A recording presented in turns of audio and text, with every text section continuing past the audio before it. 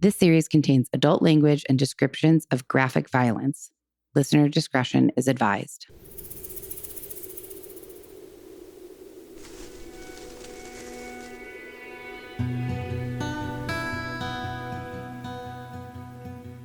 Okay. Hello. Hello.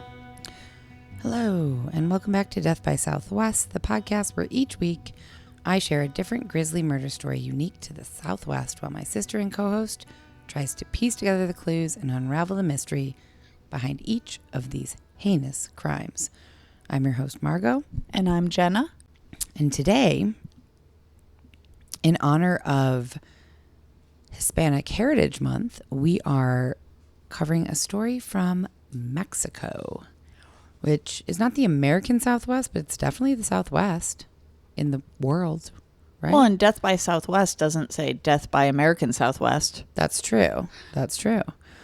So in the early 2000s, Mexico City was gripped by a terrifying wave of murders that left its residents living in constant fear. With each victim, fear escalated, and the media speculated that they may be facing Mexico City's first ever serial killer. As the police grappled with a faltering investigation and the body count continued to grow, residents wondered if this elusive killer would ever be brought to justice. Serial killer. We looked that up, or like we talked about that in another one. Isn't it just like More than one? More than one or two victims. Yeah, I can't remember exactly, but yes. So I think we've been doing a pretty good job of not... Well, honestly, the last episode was almost an hour and a half, and the sense of place intro was like 22 minutes. And we were concise, but I think we just had a lot for some reason to talk about.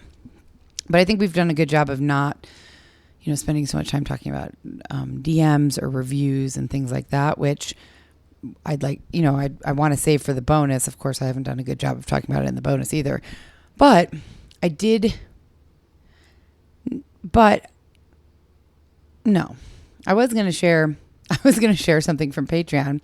I think I will save it for bonus. I think I will save it for bonus. Yeah. I think I will take it back and save it for bonus. Because anyone who, it's not like you're not acknowledging the people who are giving feedback or Patreon people. Right. It's just not in the main episode. Yeah. I agree. think that's actually better. I do too. didn't really think about it till now. Yeah. So we're going to do it in the bonus because we have gotten some good feedback and some cool ideas from listeners lately. So we're just going to jump into our sense of place, and we're going to talk about Mexico City.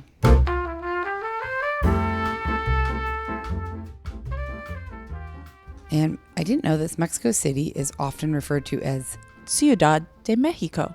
There you go. I sound like an asshole. Sorry. You can keep that. I just do. CDMX is the acronym for it. Well, that would make sense. Yeah, that would make sense. Jesus. Ciudad de Mexico. Yeah. So MX Mexico. Yeah, that makes sense. It's the capital and largest city of Mexico. It's one of the most populous cities in the world and has a lot of historical, cultural, and economic significance. It's located in the Valley of Mexico, a high-altitude basin surrounded by mountains and volcanoes, and situated in the central part of the country. It was originally built by the Aztecs on an island in the middle of Lake Texcoco. It was called Tenochtitlan and was the capital of the Aztec Empire until the Spanish conquest in 1521. It's a mix of ancient and modern cultures, has historic sites, museums, art galleries, etc. I bet ruins. Tons of ruins, yep. The Plaza de la Constitución is the central square of the city and surrounded by historic buildings. There's pyramids and archaeological ruins located just around the outside of the city. There's a massive urban park, which has a castle, museums, a zoo, and gardens called Chapultepec Park. There's going to be many things I say incorrectly in this episode, so I'm just going to say that ahead of time. What did you call that? A something park? A city park? Urban park. I like that name, yeah. Frida Kahlo's famous artist. There's a Frida Kahlo museum there called Casa Azul.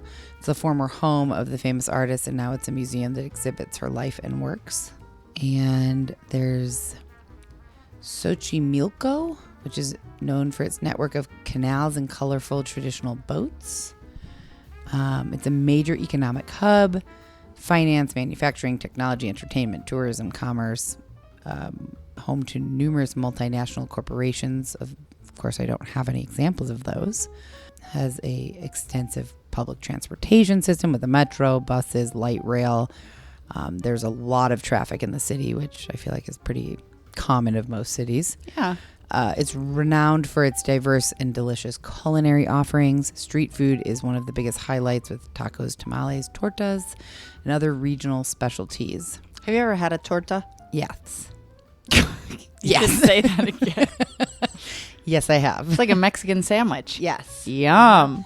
And you know what I also have had that I love that reminds me of a torta, a papusa, which is I that's think like just Argentinian, maybe? It reminds me of what was Mama Llama's here in Tucson? An empanada. Mm-hmm. It's It's like a soft empanada. It's like the version of an Italian stromboli. Right. Wow. We are really taking this food thing down and then papusa reminds me, maybe it isn't Argentinian. An arepa is similar to a papusa. Maybe that's Argentinian. I can't remember. Well, it's on the list, so I'm sure you guys somebody will tune correct in us. next time. Yeah. So I wanted to also talk about crime, since this is true crime in Mexico City. And then I have some really interesting facts also. So Mexico City does have a relatively high crime rate. Now, I'll be honest, I researched this. There's so much conflicting information about crime rates. Like one website will tell you like, oh, it's the worst with the highest crime rate. And then another one will say, oh, it's actually kind of low compared to here. So bear with me because I took this from several different sites. But it has a relatively high crime rate, but still lower than other parts of the country. And it's even lower than some cities in the United States. In 2021, Mexico City had a crime rate of about 46%, which means that there were 45,336 crimes per 100,000 people. That's a lot. 45. That's almost half. Right. So almost half of the people have dealt with crime of some kind. It Been the mean, victim of a crime? Yes. It doesn't mean violent. It could be a burglary. Sure. It could be a house petty crime. egging. A petty crime. Vandalism. Sure. But still, that's almost 50% of people. Yeah. Yeah. Okay. And then I also read that Mexico City has a lower homicide rate than several U.S. cities like Baltimore or St. Louis. Mm-hmm. And in 2021, it even had a lower rate than Dallas and Portland, both of which have suffered a spike in homicides in 2021, which is, I think of Portland as, I don't know why. I've been there once 15 years ago, and I think of it as like super safe. You were recently there, weren't you? Mm-hmm. Did it feel super safe or no, it did not? Well, I had been there. I was only there for like 24 hours a month ago. Yeah. And I had been there the weekend before. The first time I went there was the weekend before everything shut down for COVID, like mid-March. That's right. And I had spent 3 or 4 days with a girlfriend of mine, and I loved it. And also, I felt like when I got home, I was like, well, it was awesome. I loved it. But also things were really shifting in that last day or two because things were shutting down, but people weren't fully being on it. Not like people, but certain, like this bookstore there that's really awesome. They were closing early, and they just said because of some other reason. It was COVID, now that I look back. Just like many of the cities I've been to in the past 3 years since COVID, and I don't know if it's related, there's far more people who are unhoused.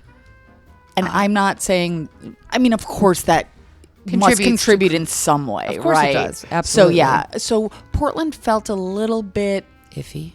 Okay. Yeah, that's a good way to put it. Iffy. Still beautiful, but iffy. And that's so interesting because if someone asked me just out of the blue, what do you think has more crime, Portland or Mexico City? I would immediately say Mexico City. Yeah, I probably would have too. I've also heard in the news, and who knows, who knows what's true and what's not, but like so many times that Mexico City is very dangerous.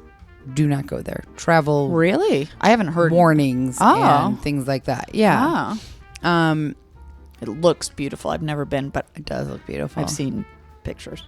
According to the UNHCR, which stands for the United Nations High Commissioner for refugees. It's a United Nations agency mandated to aid and protect refugees.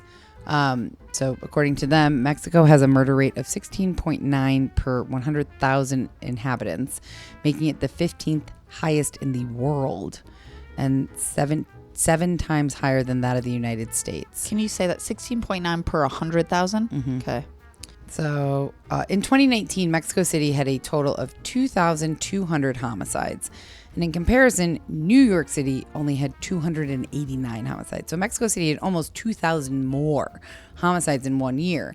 And I'm guessing that they picked New York City because they are similar in population. Yeah. In 2021, Mexico City was estimated to have about 21 million people. And New York City, the metropolitan statistical area, which includes a little bit of New Jersey, Long Island, all that, about 18.8 million people. Wow, Mexico City is populated. Populated more than New York. But not that much more where it would justify 2,000 additional murders. Right. Yeah. I mean, 21 million to 18 million. Of course, it's a couple million, but when you're talking that many people, I feel like maybe a couple hundred more murders, not 2,000. Oh, I wonder why that is. Well, look up list later. Mm-hmm. And the American Development Bank estimated that in 2018, approximately 5.5 million people were victims of some form of violent crime. It's a lot. Again, I don't even have a clear picture. That homicide rate compared to New York makes me think much more unsafe. But then when you're just talking about crime in general, it sounds like, I mean, it's, these statistics say that it has less crime than Portland. But to me, a vandalism, right, murder, and you can't suss that out with the statistics. But it also makes me think about the funding for the police department down there, or whatever it's called. I mean, I want to say the federales, but I imagine that's a factor. They have less, whatever I'm trying to say. I don't know. So the federales, they have less funding, thus less employees, police officers, whatever they're called in Mexico City. And then I'm sure there's other factors. More drugs. Yeah, I mean, I don't know why, though. It's not on the border. Yeah, I don't want to speculate that because I don't know why, actually. So we're just thinking. Yeah, thinking out loud and painting a picture that Mexico City does have a lot of murders. So I have some interesting facts, and I wanted to make them trivia, but I don't really know how to because I don't think that either of us, I know we've both been to Mexico. I don't think either of us are like that well-versed on Mexico. I don't want to speak for you. Do you consider yourself to be well-versed on Mexico? Well, saying I've been to Mexico is like, sure, I've been to different parts of Mexico. I've never been in inland, central Mexico, Mexico City, none of it. So it'd be like, well, I've been to Maine. If we're talking about Arizona, kind of, right? Like it's its own country with lots of different parts. The only thing I've seen pictures. It looks beautiful and historic. Sure, I've heard about crime. The only thing that sticks in my mind that I heard, and I don't even know if it's true about Mexico City, is about the pollution. Oh, I didn't even read anything about that. Okay, yeah. Well, it's not that. I mean, wow, it's very important, but it's not important to the story. You know the one place in Mexico we went with Mom and Dad? Do you remember what it was called? Because I do. Yeah. Playa del Carmen? Close. Mom and Dad went there a lot. We went to Puerto Morales. Yeah. I didn't realize this is where it was. Look on the map. It's all. Oh, yeah. I mean, I thought, I don't know where I thought it was, maybe here or something. I had no idea. The Yucatan Peninsula. There's Mexico City. Yeah, I saw, when you had said we're doing the story from Mexico City, I just looked, I wanted to see where it was exactly. It's pretty low. It's pretty down in there. Mexico's a big country, and it automatically tells me on my phone it takes however long from Tucson to fly to wherever I'm looking up. Oh. 5.5 hours. Wow. Isn't that crazy? To Mexico City? That's basically, I mean, I guess that makes sense. Mm-hmm. I mean, yeah, to like where you used to live in Georgia. Yeah. It was 5 hours, 4.5 hours. Yeah. Okay, so some interesting facts. If I can make them trivia, I will. But okay, I can make this one trivia actually. So Mexico City is situated somewhere that makes it very prone to a natural disaster. What do you think that might be? What natural disaster? A volcano eruption. God, it's a great guess. Well, And it's inland. Don't tell me the answer yet. Because Okay. you said there's volcanoes. So that was my first guess. really good guess. You were listening well. I know it's not a tsunami because it's not on the water. I think I know it's not a tornado because it's got mountains. Right? This is good deduction. Oh, you're doing. earthquake. Yes. Duh. Yes, it's situated in a seismically active zone, making it highly prone to earthquakes. It has faced devastating earthquakes in history, including a major quake in 1985 that caused significant damage and loss of life. Yep. Which I don't like that. I don't want to be in any earthquake. I mean, no, I don't want to be in any natural disaster, but If you had to pick one natural disaster to be in. So what is it? Tornado, earthquake, tsunami, hurricane. Let's say those main four. I'm sure there could be other classified ones. earthquake. Yeah, that's hard. I don't know. I got none. The water ones really freak me out. Like the tsunami? forget it. No, absolutely not. Wait, volcano, earthquake. Hurricane, tsunami, tornado. Oh, okay. Yeah, 5. I mean, volcano, I guess, but I mean, yeah, that. Have you ever seen the movie with Helen Hunt and what's his face? No. What movie is Dante's Fire? that? No. Oh, yeah.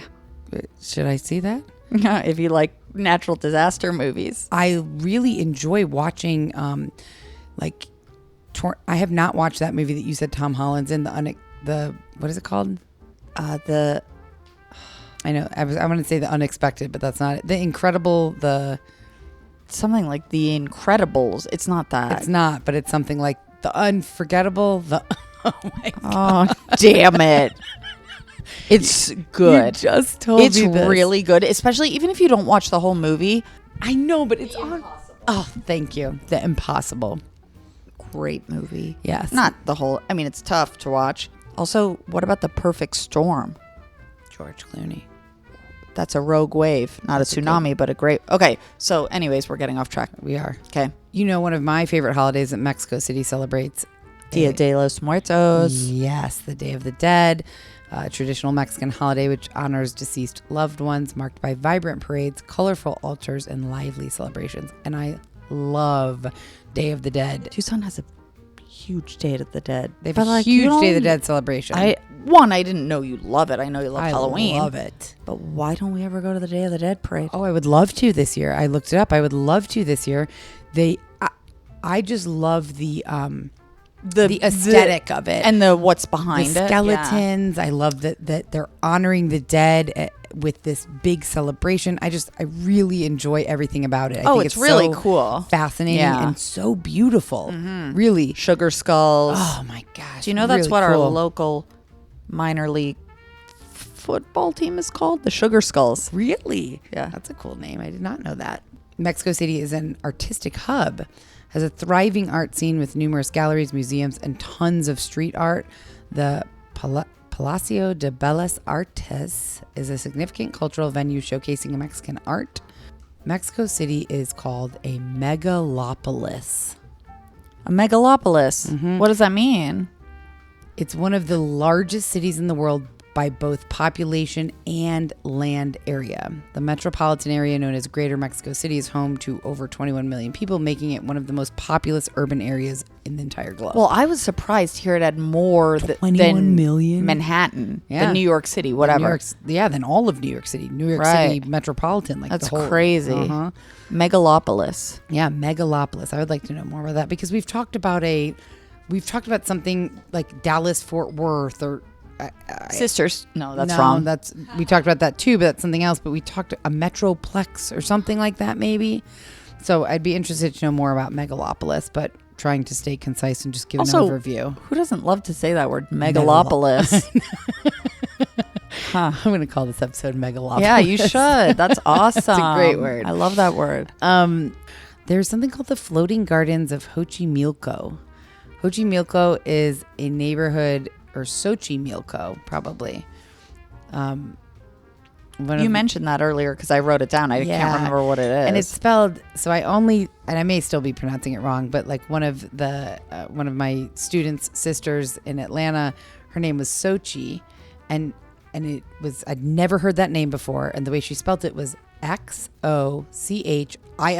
Yeah, that feels like from like it's Aztec origin or something. Yeah, Xochi, and I would have never known how to pronounce that name when I first saw it, and I'd never heard it before. But so this is Xochi and continue. So I feel like it's Xochimilco. It's a neighborhood in Mexico City. It's famous for its ancient network of canals and artificial islands called chinampas. Visitors can take colorful boat rides in these canals and experience a unique cultural attraction. You're going to get so many comments about how we're pronouncing shit. I know. Which, of course, please do. Yeah, right? I don't, we're trying our best. I don't speak Spanish, so I'm going to mispronounce a lot of this, and I'm going to continue to do the best I can. I feel like it's better to just go for it than to be like, well, how do I... Because people have commented, it's so annoying when they can't say a word, and we talk about it like, how do you say And here this? Here we go. I know, but like, so I'm just going to go for it and not like...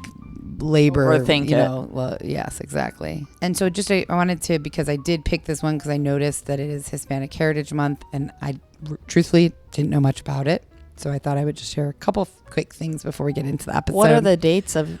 Yeah, that's interesting though. You should tell the dates. Yeah, it's a month-long celebration that honors the contributions and culture of Hispanic and Latino Americans. It runs from September 15th to October 15th, which is interesting, but September 15th is the anniversary of the independence for several Latin American countries, including Costa Rica, El Salvador, Guatemala, Honduras, and Nicaragua. And so it was initially Hispanic Heritage Month. Wow. Hispanic Heritage Month was initially established as a week-long celebration in 1968 by President Lyndon B. Johnson, and was later expanded to a month by President Ronald Reagan in 1988. Thanks, Reagan. Yep. And so the dates were chosen specifically to encompass that independence anniversary, and then as well as Columbus Day, Dia de la Raza, on October 12th. I don't know why, though.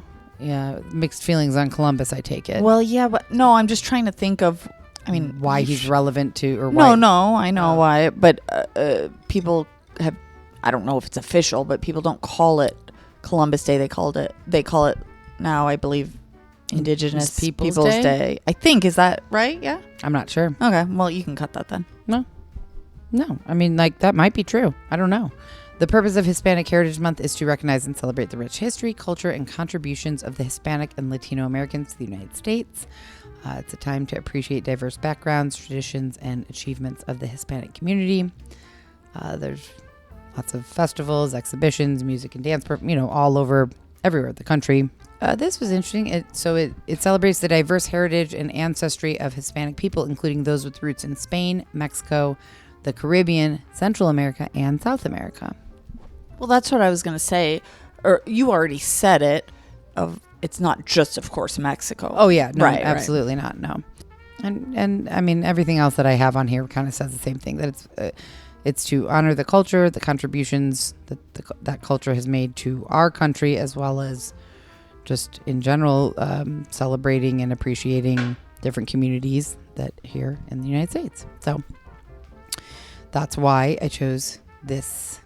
Well, this is a fascinating story to me, and it just seemed fitting. And we've never done one in Mexico, and this seemed like, why not do it now?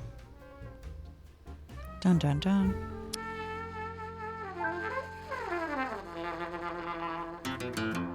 Don't miss what happens next in today's episode. We'll be right back after a short message from our sponsors.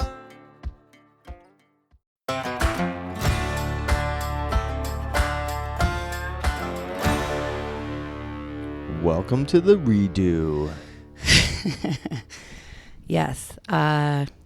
So you just listened to The Sense of Place with myself and Jenna. And if you follow us on social media, you may have seen that we had a technical difficulty while we were recording today's episode. And we lost about half of the episode, the first half of the episode.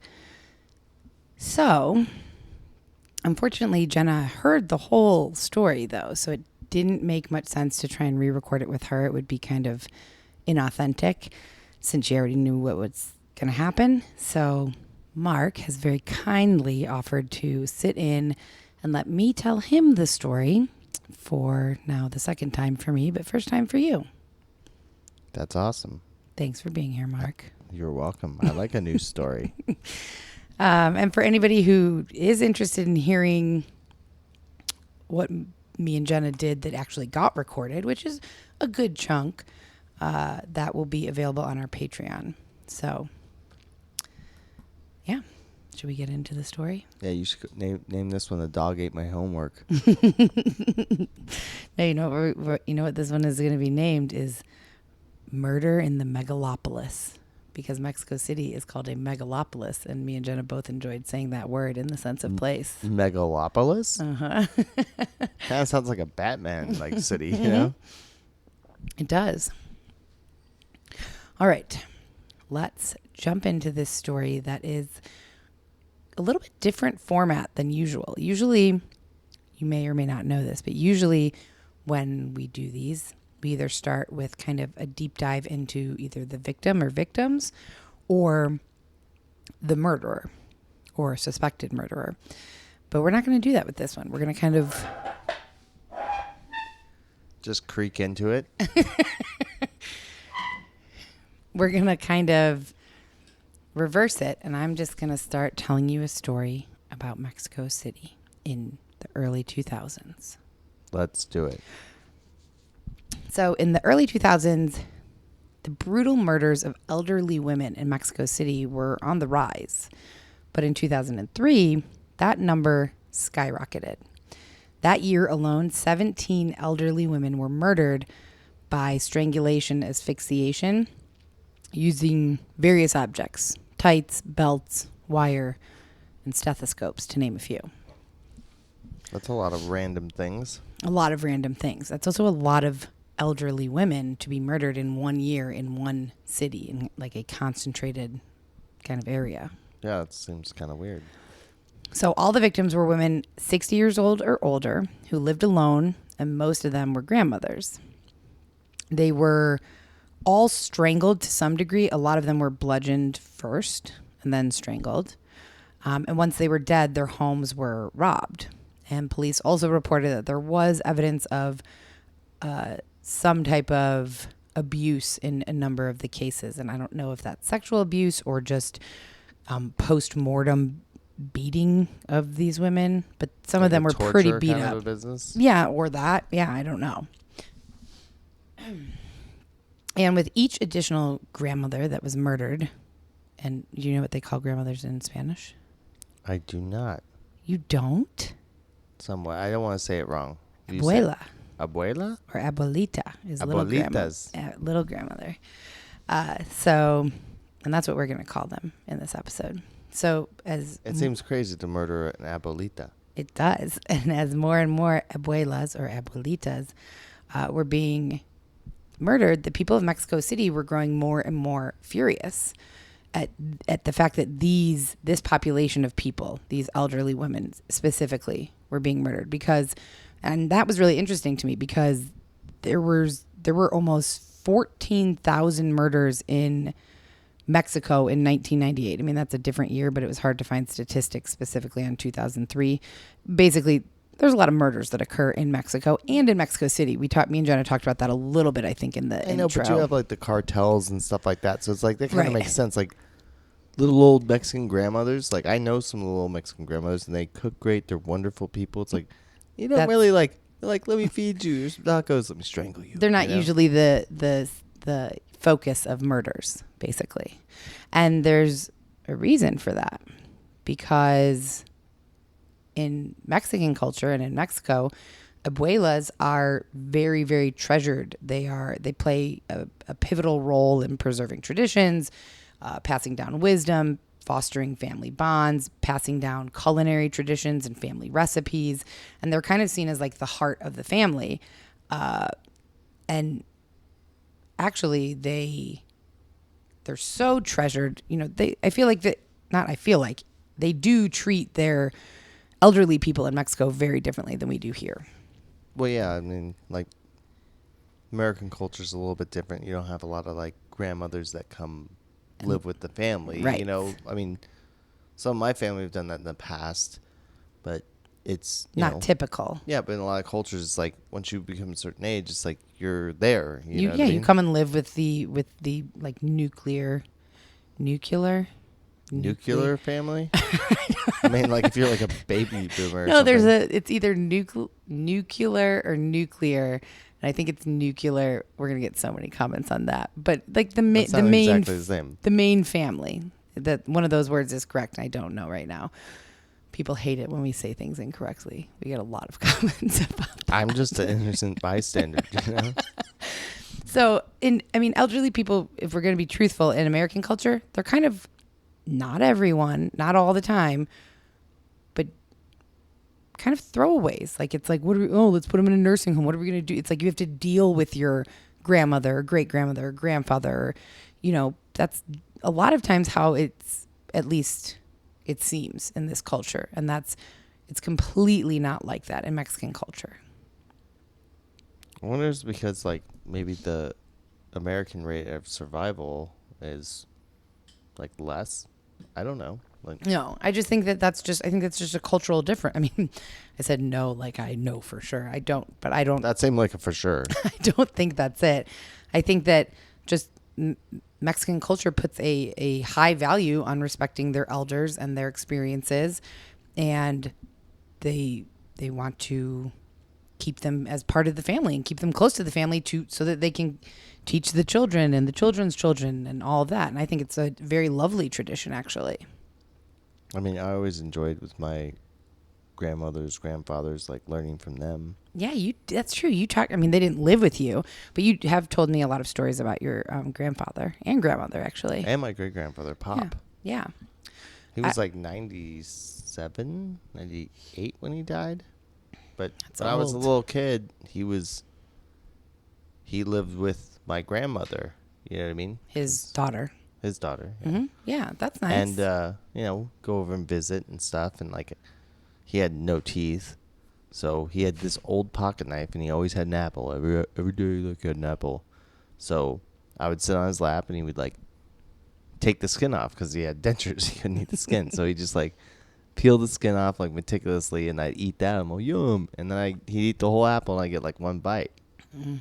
It's funny because his daughter was the same way. She made this like oyster soup with like this butter broth, and like my folks both like not really seafood lovers, which is my dad grew up in Wilcox. My mom grew up in Delaware, which is like, she was kind of it's seafoody over there, and like it's seafoody over there. Well, you know what I mean. No, like, I know what you mean.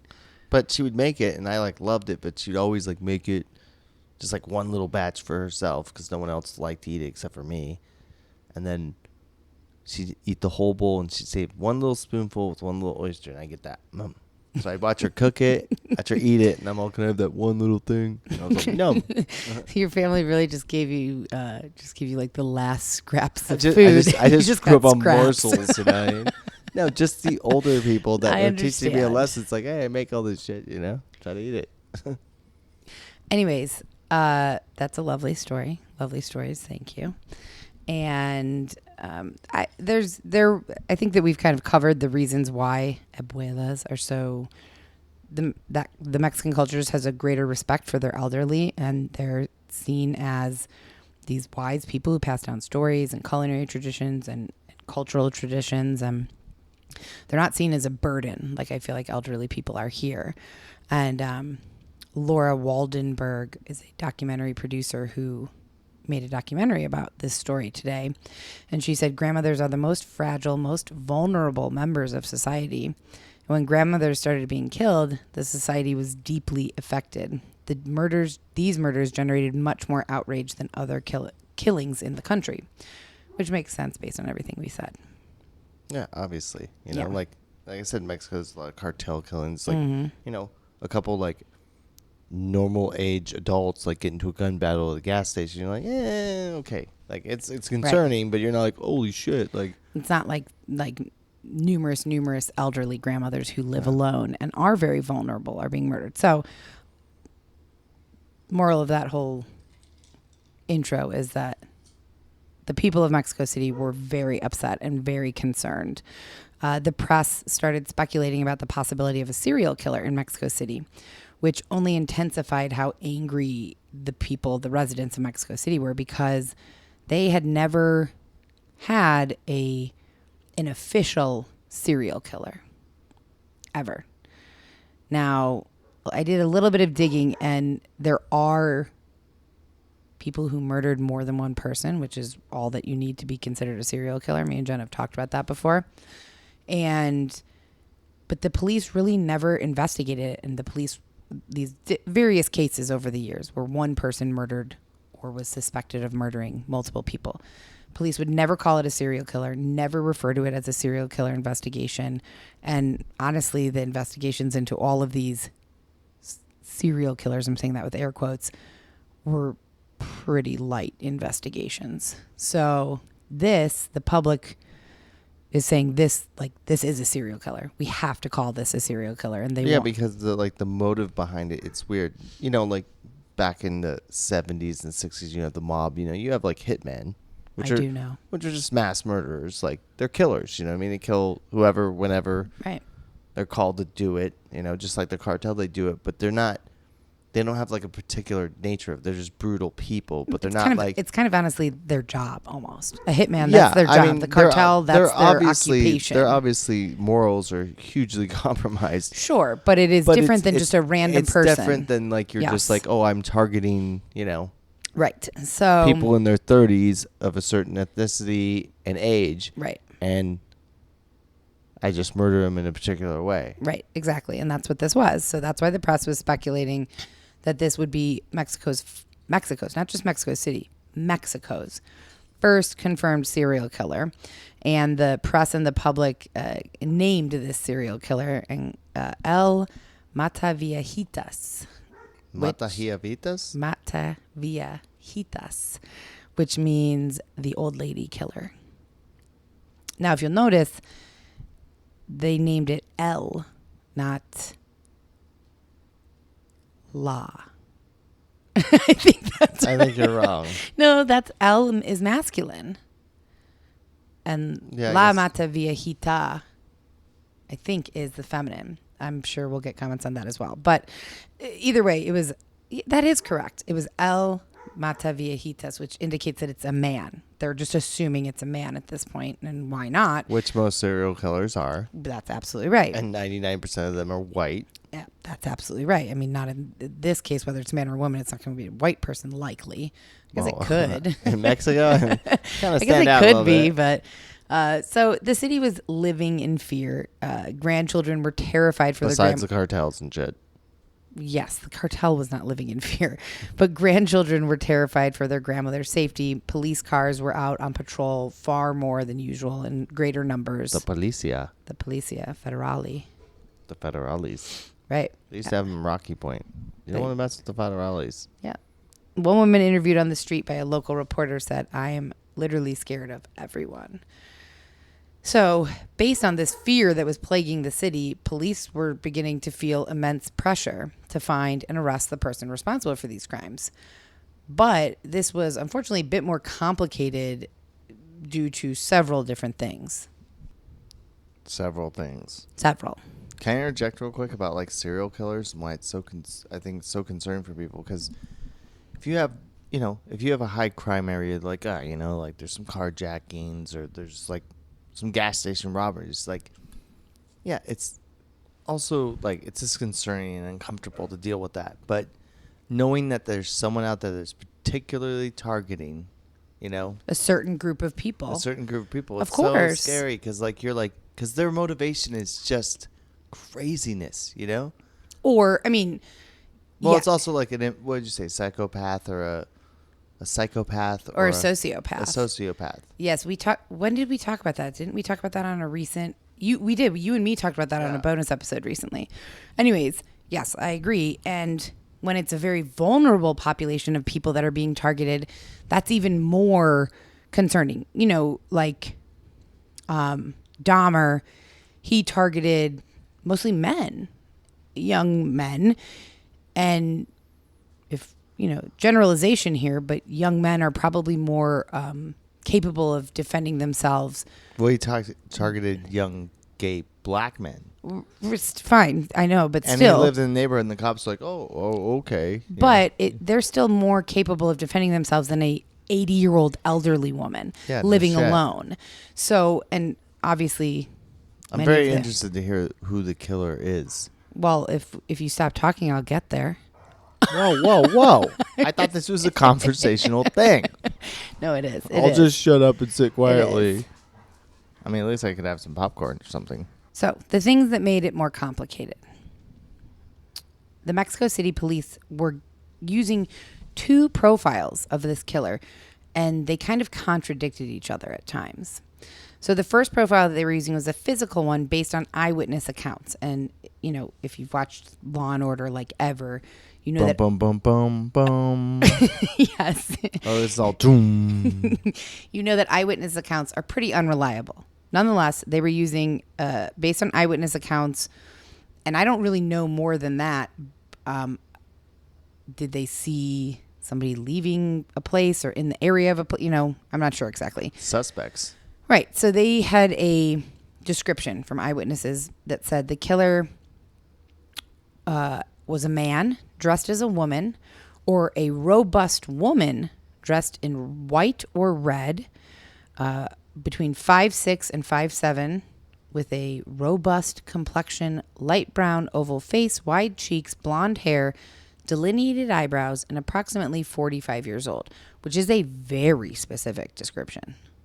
Yeah, no shit. Like, that's very, very specific. You don't want to miss what happens next in today's murder story, so don't go anywhere. We'll be right back after a short message from our sponsors.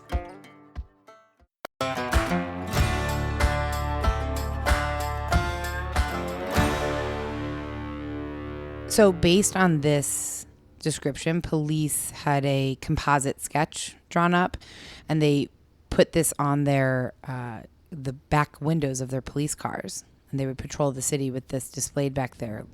That's how much, you know, think about it in like New York or LA. A police officer couldn't put like a composite sketch of one person on their back. There's so many people that are wanted, that are being looked for. But they'd have to drive one of those like billboard trucks. Like, hey, what's up? Exactly. I'm also doing police work. Yeah. So, but that's how focused the Mexico City police were on this case and on finding this killer. They also used a psychological profile that was developed by the Mexican Department of Justice, who studied a bunch of serial killer cases in America. No, in France and Spain that targeted elderly women. And so they used that to kind of create a profile for this potential killer, or killer, but potential serial killer. They still weren't willing to call it a serial killer yet. You know that show Mindhunters, like the beginnings of like serial killers, like how they developed them? You've watched it, right? I have. I like that show. It's a good show. All right, Continue on. So this profile, it didn't necessarily conflict with the physical one, but it was slightly different. It stated that the killer was a man with homosexual preferences, a victim of childhood abuse, who likely grew up surrounded by women, and he could have had a grandmother or lived with an elderly person and had resentment towards them for one reason or another, and was also highly intelligent. I don't understand. I'm not a profiler, so I don't know, but I don't necessarily understand how you can look at these killings and determine somebody's sexual preference from that. I don't really know. I have no Maybe idea. it's just because of the description of the person. Like maybe a man dressed as a woman, or a woman that looks manly. Yes, but so they're assuming. That's right. That's it. You're assuming a man can like to cross-dress and he can dress as a woman. It does not mean he's homosexual. Like, one kind of often doesn't have much to do with the other, truthfully. Yeah, I mean, that's the But thing. yes, that is an assumption that they may have been making.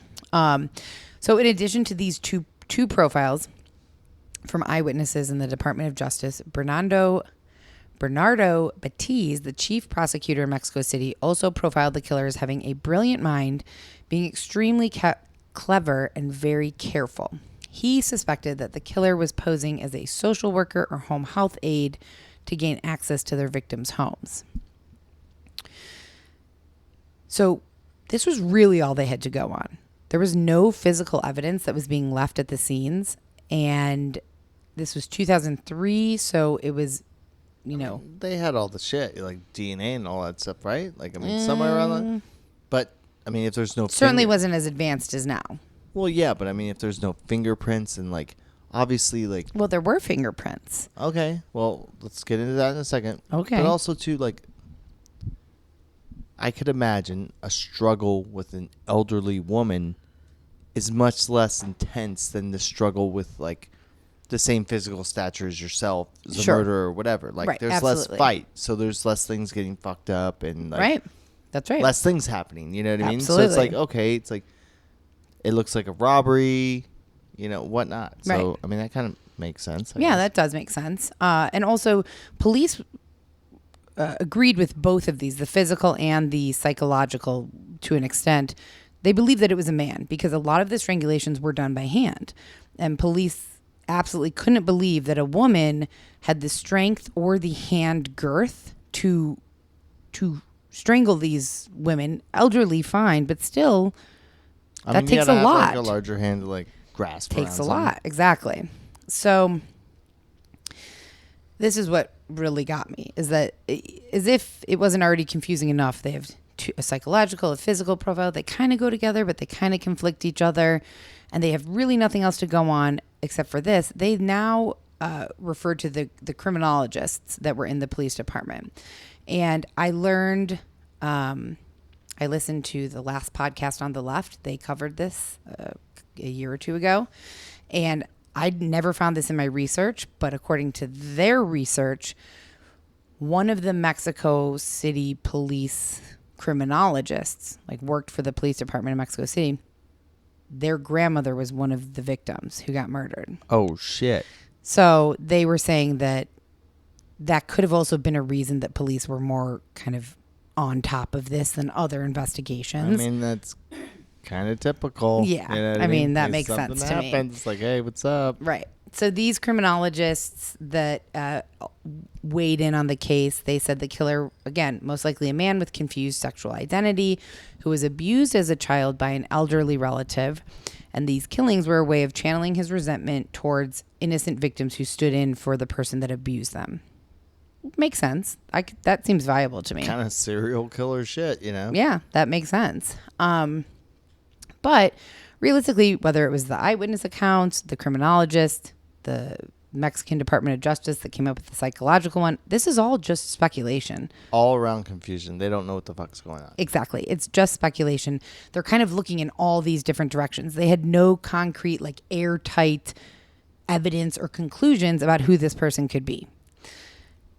They didn't even know what gender. I mean, like, they were saying it's a man, but there was still the possibility that it was a woman. Exactly. So authorities were grasping at That straws. kind of, like, extends your suspects by, like, everybody. A lot. You know what I mean? Exactly. Like, you gotta chop it in half. It's a man or a woman, but, like, it could be anybody. It could be anybody. So they were grasping at straws. And the public is still angry because as this investigation is going on, this was also something that was new. Little old sweet Mexican grandmothers are getting killed. Like, Exactly. everybody's pissed. You know what I mean? Exactly. And so what I did read that generally with any murder investigations, whether it be a serial murder investigations, even if they didn't acknowledge it as that or whatever in Mexico, they almost always, I don't want to say always, but I feel like it is always, had investigated after the fact. Like, the killings were done. There was no actual killings happening at the time. One person was murdered or several people were murdered, and then they were investigating. This is the first time, I believe, that they were investigating an active, Ongoing. It's like, hey, we're looking at this one. There's another one. and then somebody else is murdered. Exactly. So they were getting desperate because the public was so upset and everybody was so scared. And this kind of led to some sloppy police work. Numerous innocent people were picked up and or arrested throughout the course of this investigation. A few examples. There was a nurse who loosely resembled the composite sketch that police were driving around with on their car. She was at the bank one day, like, banking, and police pulled her out, paraded her in front of everyone on the street, like made a big show of taking her to We the got police. her. Yeah, exactly. And then realized, no, we didn't get her and we have to let her go. The eyebrows are different. Let's let her go, you know? And then there was a burglar, somebody that was robbing houses in the area that they were like, oh, this is it. And they arrested him. And nope, he was not a murderer, just a burglar. Do you know what happens if like a burglar robs your house? What happened to you? What would happen to me if a burglar robbed my house? You got burgled. Yes, that's right. I have heard that. So there was a handful of other innocent people that were brought in and then incorrectly arrested and had to be let go. But the population that was most targeted by the police for months, if not over a year, were cross-dressing prostitutes. So men dressed as women who were prostitutes. I did see several articles that called them transvestites. I think that's kind of a passé term to use now, or just Kind of a offensive term, 2003, perhaps. Yeah. And so the police spent months and months and months literally focused on cross-dressing prostitutes. That's all that they were bringing them in, like one by one every week. Narrows your focus on figuring it the fuck out. Exactly. You know? So it 100% did, because ultimately none of that ever led anywhere. They're bringing in for months. I mean, that's a long time to focus on one group of people when you still have little abuelitas being murdered. I like this kind of story because, you know, it's always like the husband or the wife or the boyfriend. You know, it's like, it's very simple and like homicide. That it's like one murder. It's like, okay, who's close? Like, what are you doing? Right. But it's random like this. Like, where the fuck do you look? And you have to, and you're frantic because the public is freaked out. Yep. You have to do everything. You have to show, oh, look at me, I'm arresting all these people. Like, Right. where'd it go? Like, we don't have. You know what I It mean? went nowhere. It turned out that wasn't the person. You Exactly. know what I mean? So, as I said before, beyond the eyewitness descriptions and the kind of speculative profiles that they were going on, there was very little else to go on because little evidence was left at the scenes. And it was also still early days of DNA. Truthfully, I should know this because me and Jen have talked about it a lot. I don't even know if DNA was happening back then. Oh, in 2003, I'm sure it was. Okay. But it was still not as advanced as it is today. However, either way, it depends on their labs and everything. Well, right. And like how they Exactly. collect samples, you know what I mean? Like what really accelerated DNA and everything is the procedure of, you know, there's been so many times in crime scenes they're like, you know, people rush in there and it's like, what's up? And they like, everybody wants to get involved. And it's like, you're kind of like diluting samples. Like we don't know what's going on. And plus, as far as I've heard, it's not a sexual crime. It's not like that. It's just like a straight up like somehow strangling, like right. with There's less bodily with a fluids. beating, you know, Right. and like I said, like less struggle. Like you don't get As like- much evidence left behind. Right. It's just like if you're attacking a much lesser person, like There's not as much fight. not as much fight. Yeah. So like very Not as little much DNA hair or left, blood or sweat left or whatever. by the sure. assailant. You know, Sure. Is that really how you think that crime scenes go? Like everybody walks in and is like, what's up? I want to be involved. And then they're stomping all over the crime. That's not what I think, but I think in every I'm sorry. situation in the world there is carelessness. You know what I mean? Of course. Like, to some degree. Like there's a statistic, like you know, it's like surgical instruments get left into people. Yes, I know. Because someone's I know. not paying attention. I do know that. I do Like, know. oh shit! Like there's a scalpel inside of me. It sucks. Okay. So, police decided instead of looking for what might have been left behind at these scenes, because there wasn't much, they were going to focus on what was missing from the scenes. Because remember, I said after every abuela was killed, Seemed like a robbery. there was a robbery to some degree. So the killer burglarized each of these victims' home after they were done killing them.